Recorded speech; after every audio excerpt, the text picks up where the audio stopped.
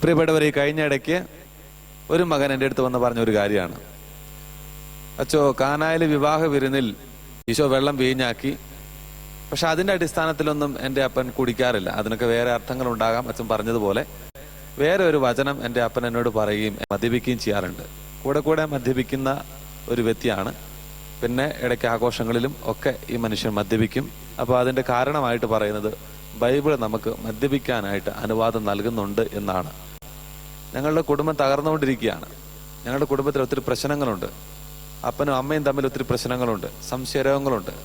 മക്കൾക്ക് വേണ്ട അനുഗ്രഹങ്ങൾ അപ്പനിൽ നിന്ന് കിട്ടേണ്ടത് അത് കിട്ടാതെ പോകുന്നുണ്ട്. ഒത്തിരി സമ്പത്ത് അപ്പൻ കുടിച്ചു കളയുകയാണ്. അപ്പോൾ ഞാൻ ആ മകനോട് ചോദിച്ചു, മോനെ ആ വചനം ഏതാ? ഞാൻ അവനോട് ചോദിച്ചു, ഏതാ വചനം? അപ്പോൾ ആ മകൻ പറഞ്ഞ ഒരു കാര്യമാണ്. ആ വചനം ഇതാണ് അച്ചോ, 1 തിമോഥെയോസ് 5-ാം അധ്യായം 23-ാം തിരുവചനം. അപ്പോൾ ഞാനത് വായിച്ചു നോക്കിയപ്പോഴാണ് സംഭവം മനസ്സിലായത്. അവിടെ ഇപ്രകാരം പറയുന്നു, നീ വിശുദ്ധി പാലിക്കണം. ഇത് അടിവരയിട്ട് നമ്മുടെ ഹൃദയത്തിൽ വെക്കുക. നീ വിശുദ്ധി പാലിക്കണം. വെള്ളം മാത്രമേ കുടിക്കാവൂ എന്നുള്ള നിർബന്ധം വിടുക. നിന്റെ ഉദരത്തെയും നിനക്ക് കൂടെ കൂടെ ഉണ്ടാകാറുള്ള രോഗത്തെയും പരിഗണിച്ച് അല്പം വീഞ്ഞ് നീ ഉപയോഗിച്ചു കൊള്ളുക. ഞാൻ കഴിഞ്ഞ ക്ലാസ്സിൽ ഇങ്ങനെ കാനായിലെ വിവാഹ വിരുന്നിൽ ഈശോ വെള്ളം വീഞ്ഞാക്കിയ അത്ഭുതവുമായിട്ട് ബന്ധപ്പെട്ട് നിങ്ങളോട് പറഞ്ഞപ്പോൾ ഞാൻ ഒരു കാര്യം പറഞ്ഞിരുന്നു. എന്താണ് യഥാർത്ഥത്തിൽ വീഞ്ഞ് എന്ന് പറയുന്നത്? അത് മുന്തിരിയുടെ ഫലത്തിൽ നിന്ന് രൂപപ്പെടുത്തിയെടുത്ത ഒരു നല്ല ജ്യൂസാണ്. ചിലപ്പോൾ ഇച്ചിരി പുളിപ്പുണ്ടാകും, ചിലപ്പോൾ ഇച്ചിരി പുളിപ്പുണ്ടാകുകയില്ല. അപ്പോൾ സാധാരണഗതിയിൽ ഒരു ജ്യൂസായിട്ടാണ് അതിനെ പരിഗണിച്ചിരുന്നത്. അത് അമിതമായിട്ട് കുടിച്ചു കഴിഞ്ഞാൽ ചിലപ്പോൾ ഇച്ചിരി പുളിപ്പൊക്കെ ഉണ്ടായത് കാരണം അത് മനുഷ്യനെ മത്ത് പിടിപ്പിക്കും. പക്ഷെ പൗലോസ് വളരെ വ്യക്തമായിട്ടൊരു കാര്യം പറയുന്നുണ്ട്, ശ്രദ്ധിക്കുക. അതായത് വിശുദ്ധി പാലിക്കണം എന്ന് പ്രത്യേകം പറയുന്നുണ്ട്. ഇത് പണ്ട് കാലങ്ങളിൽ ഈ വീഞ്ഞ് എന്ന് പറയുന്ന ഈ പാനീയം ചിലപ്പോഴൊക്കെ അവർ മുറിവുകൾ ഉണക്കുവാനൊക്കെ ആയിട്ട് ഉപയോഗിച്ചിരുന്നു. അപ്പൊ ഈശോ സാഹചര്യങ്ങളുടെ വെളിച്ചത്തിൽ ഇതുമായിട്ട് ബന്ധപ്പെട്ട് ഈശോ സംസാരിച്ചിട്ടുണ്ട്. ലൂക്കായുടെ സുവിശേഷം 10-ാം അധ്യായം 34-ാം തിരുവചനം. ഇത് നല്ല സമറിയാക്കാരന്റെ ഒരു ഉപമയാണ്. അതിനെക്കുറിച്ചാണ് ഇവിടെ പ്രതിപാദിക്കുന്നത്. ആ നല്ല സമറിയാക്കാരൻ മുറിപ്പെട്ട ആ മനുഷ്യന്റെ അടുത്ത് ചെന്ന് അവന്റെ ശരീരത്തിൽ എണ്ണയും വീഞ്ഞും ഉപയോഗിച്ചുകൊണ്ട് മുറിവുകൾ വെച്ച് കിട്ടുന്നതായിട്ട് കാണുന്നുണ്ട്. എന്ന് പറഞ്ഞു കഴിഞ്ഞാൽ ഒരു പരിധിവരെ വീഞ്ഞ് മുറിവുകൾ, ആരോഗ്യത്തെ സംരക്ഷിക്കുവാനായിട്ട്, മുറിവ് ഉണക്കുവാനായിട്ട് അത് ഉപയോഗിച്ചിരുന്നു.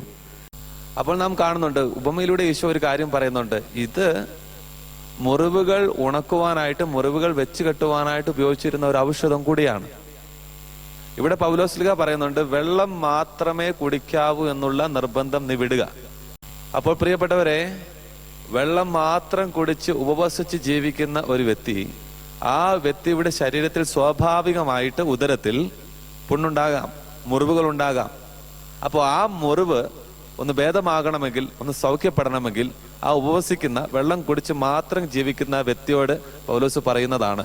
അതായത്, മകനെ, നീ കുറച്ച് വീഞ്ഞ് കഴിക്കുമ്പോൾ, മദ്യമല്ല വീഞ്ഞ് കഴിക്കുമ്പോൾ അത് ആ മുറിവുകൾ സൗഖ്യമാകുവാൻ ഇത് കാരണമാകും.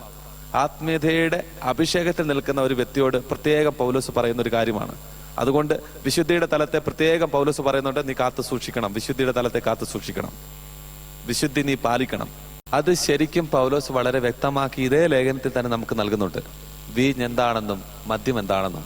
പ്രിയപ്പെട്ടവരെ, പൗലോസ്ലീഹ 1 തിമോഥെയോസ് 5:23 ആ വചനം അപ്രകാരം പറയുന്നുണ്ടെങ്കിൽ, അതുപോലെ തന്നെ പൗലോസ് വളരെ വ്യക്തമാക്കി തരുന്ന ഒരു ഭാഗം കൂടെ ഇതേ ലേഖനത്തിൽ, അവൻ മദ്യാസക്തനാകരുത് എന്ന് വളരെ വ്യക്തമായിട്ട് പറയുന്നുണ്ട്. അപ്പോൾ ഇതേ ലേഖനത്തിൽ തന്നെ മദ്യത്തെ വീഞ്ഞിൽ നിന്ന് വേർതിരിക്കുന്ന പൗലോസ്ലീഹ എന്നിട്ട് പറയുകയാണ്, ഇത് കഴിക്കാനായിട്ട് പാടില്ല, അത് നാശത്തിലേക്ക് നമ്മളെ കൊണ്ടുപോവുകയുള്ളൂ. മദ്യാസക്തി അക്രമാസക്തിയിലേക്ക് നമ്മളെ നയിക്കും. അത് കാരണം മദ്യാസക്തനാകാനായിട്ട് പാടില്ല. അതുപോലെ തന്നെ അതേ അധ്യായം 8-ാം തിരുവചനത്തിലും വളരെ വ്യക്തമായിട്ട് പറയുന്നുണ്ട്, മദ്യാസക്തി പാടില്ല, മദ്യാസക്തി പാടില്ല, ഊന്നി പറയുന്നുണ്ട്. പൗലോസ് പറഞ്ഞ കാര്യങ്ങളാണോ ഇന്ന് നമ്മൾ ചെയ്യുന്നത്? ഒന്ന്, നമ്മൾ വീഞ്ഞാണോ ഉപയോഗിക്കുന്നത്? വീഞ്ഞല്ല നമ്മൾ ഉപയോഗിക്കുന്നത്. അന്നത്തെ കാലത്തെ വീഞ്ഞല്ല ഇന്ന് നമ്മൾ ഉപയോഗിക്കുന്നത്. അതുപോലെ തന്നെ പ്രിയപ്പെട്ടവരെ, ഇന്ന് നമ്മൾ മദ്യമാണ് ഉപയോഗിക്കുന്നത്, ലഹരിയാണ് ഉപയോഗിക്കുന്നത്. ഉന്മത്തനാകാനായിട്ട് നമ്മളെ പ്രേരിപ്പിക്കുന്ന എന്താണോ അതാണ് നമ്മൾ ഉപയോഗിക്കുന്നത്. ഇന്ന് അതെവിടെ ഉപയോഗിക്കുന്നത്? ഉദരത്തിലുള്ള മുറിവുകൾ ഉണങ്ങാൻ വേണ്ടിയിട്ടാണോ അത് ഉപയോഗിക്കുന്നത്? നമ്മള് മദ്യം ഉപയോഗിക്കുന്നത് സൽക്കാരങ്ങളുടെ ഇടയിലാണ്, ആഘോഷങ്ങളുടെ ഇടയിലാണ്.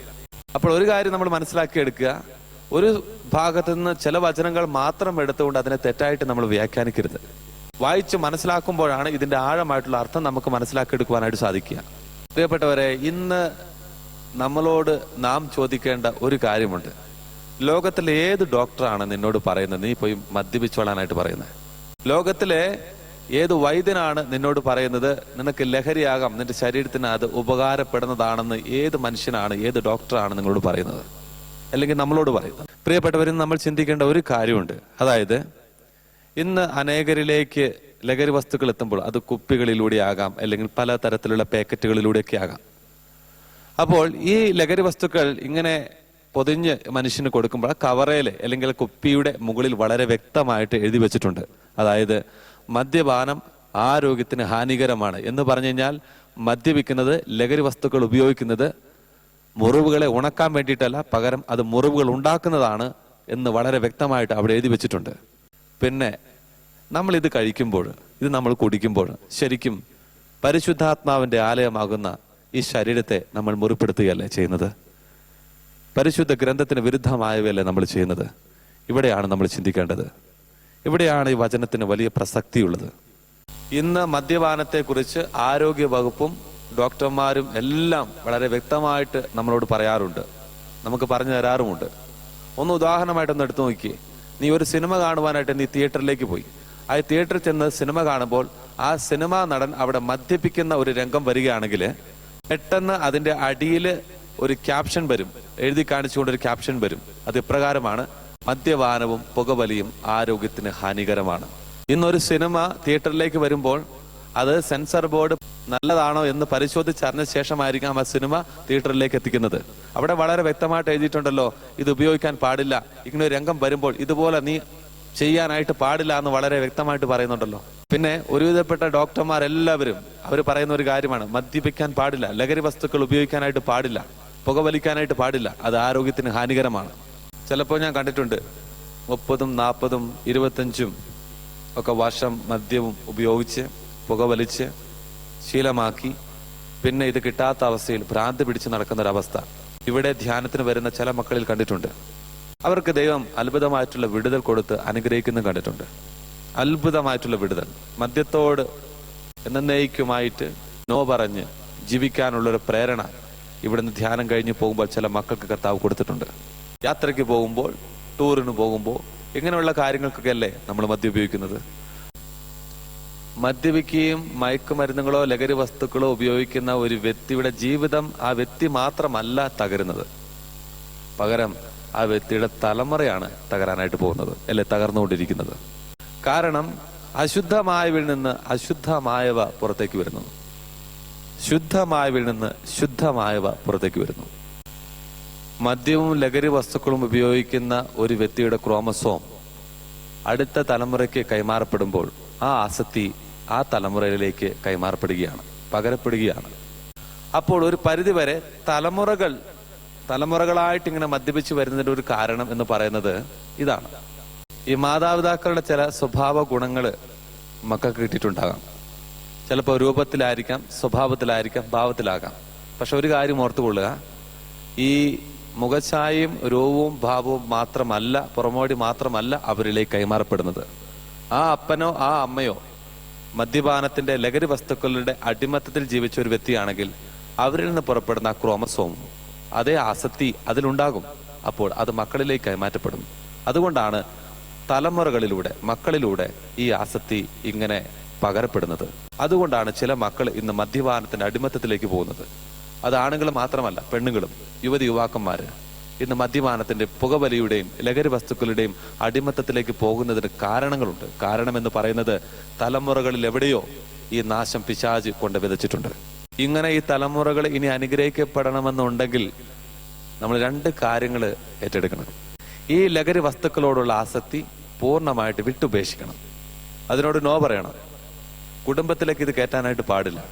വല്ലപ്പോഴും മദ്യപിക്കാം, വല്ലപ്പോഴും ആകാം, കുഴപ്പമില്ല, നോ, അതും തെറ്റാണ്. ചിലപ്പോഴൊക്കെ ചില ചേച്ചിമാര് ഇങ്ങോട്ട് വന്ന് പറയാറുണ്ട് ഇപ്രകാരമാണ്. ഞാൻ ചോദിക്കും, ഭർത്താവ് മദ്യപിക്കുമോ? ഒരു കുഴപ്പമില്ല, ഒന്നുമില്ല. അപ്പോൾ കുറച്ചും കൂടെ അങ്ങോട്ട് സംസാരിച്ച് കഴിയുമ്പോൾ ചേച്ചിമാർ പറയുന്ന ഒരു കാര്യമാണ്, വല്ലപ്പോഴും ഒന്ന് മദ്യപിക്കച്ചോ, അത്രേ ഉള്ളൂ. വല്ല ആഘോഷമായിട്ടുള്ള സംഭവങ്ങൾ ജീവിതത്തിലേക്ക് വന്നു കഴിയുമ്പോൾ ഇച്ചിരി മദ്യപിക്കും. പ്രിയപ്പെട്ടവരെ, വല്ലപ്പോഴും പാപം ചെയ്യുന്നതും എപ്പോഴും പാപം ചെയ്യുന്നതും ഒരുപോലെ തെറ്റാണ്. അത് തെറ്റാണ്. അത് കാരണം ഇന്ന് പൂർണ്ണമായിട്ട് ഒരു വിടുതൽ കിട്ടുവാൻ ആഗ്രഹിക്കുന്നുണ്ടെങ്കിൽ ഇതിനോട് നോ പറയണം. കുടുംബത്തിൽ ഇത് കയറ്റാനായിട്ട് പാടില്ല. കുടുംബത്തിന്റെ ഉള്ളിലേക്ക് ഇത് കയറ്റാനായിട്ട് പാടില്ല. അങ്ങനെ ഇതിനെ പൂർണ്ണമായിട്ട് വിട്ടുപേക്ഷിച്ച് ഒരു തീരുമാനമെടുത്ത് കഴിഞ്ഞ ശേഷം തമ്പുരാന്റെ മുന്നിൽ പോയി ഇന്നിരുന്ന് പ്രാർത്ഥിച്ചാൽ മതി. ഒന്ന് കർത്താവിനോട് പറഞ്ഞാൽ മതി, കർത്താവേ, ഈ തീരുമാനം ഏറ്റെടുത്തു, ഇനി ഇത് ഉപയോഗിക്കുകയല്ല. അപ്പോൾ തന്നെ ദൈവം തലമുറകളെ അനുഗ്രഹിക്കും. ഉറപ്പാണ്, തലമുറ അനുഗ്രഹിക്കും. നിന്റെ ദൈവത്തിന്റെ മുന്നിൽ പോയി മുട്ടുകുത്തി പ്രാർത്ഥിച്ച് കരുണയ്ക്ക് വേണ്ടി പ്രാർത്ഥിക്കുക. ആ സമയം ദൈവം ചെയ്തു പോയിട്ടുള്ള സകലതിനെയും ഓർത്ത് കർത്താവ് ക്ഷമിക്കുകയും, ക്ഷമ മാത്രമല്ല, നമ്മുടെ തലമുറകളെ കർത്താവ് അനുഗ്രഹിക്കുകയും ചെയ്യും, അഭിഷേകമാക്കുകയും ചെയ്യും. ഈ തിന്മ, ഈ പീഡ, ഈ മാരകമായിട്ടുള്ള പീഡ, ഈ ദുർഭൂതം നമ്മുടെ തലമുറയിൽ നിന്ന് കർത്താവ് എടുത്തു മാറ്റുകയും ചെയ്യും. ഇങ്ങനെ ഒരു തിന്മയ്ക്ക് നമ്മൾ പ്രേരിപ്പിക്കുകയോ ഇങ്ങനെ ഒരു തിന്മയ്ക്ക് നമ്മൾ അടിമപ്പെടുകയോ ചെയ്തിട്ടുണ്ടെങ്കിൽ അവസാന വിധി ദിവസത്തിൽ നമ്മൾ കണക്ക് കൊടുക്കേണ്ടി വരും. അതുകൊണ്ട് 1 പത്രോസ് 4-ാം അധ്യായം 3ഉം 5ഉം തിരുവചനങ്ങൾ ഒന്ന് വായിച്ചു നോക്കുക. അത് വളരെ വ്യക്തമായിട്ട് നമ്മോട് പറയുന്നുണ്ട് എന്താണ് സംഭവിക്കുവാനായിട്ട് പോകുന്നത്. വിജാതിയർ ചെയ്യാൻ ഇഷ്ടപ്പെട്ടതുപോലെ മദ്യപാനാസക്തിയിലും ജഡമോഹത്തിലും ജീവിക്കരുത്. ജീവിച്ചു കഴിഞ്ഞു കഴിഞ്ഞാൽ പ്രകാരം പറയുന്നു, അവസാന വിധി ദിവസത്തിൽ നീ തമ്പുരാന്റെ മുന്നിൽ കണക്ക് കൊടുക്കേണ്ടി വരും. ഇത് ശ്രവിച്ചുകൊണ്ടിരിക്കുന്ന നിന്നെയും നിന്റെ കുടുംബത്തെയും നിന്റെ തലമുറയെയും കർത്താവ് സമൃദ്ധമായിട്ട് അനുഗ്രഹിക്കട്ടെ എന്ന് പ്രാർത്ഥിക്കുന്നു. പിതാവിന്റെയും പുത്രന്റെയും പരിശുദ്ധാത്മാവിന്റെയും നാമത്തിൽ ആമേൻ.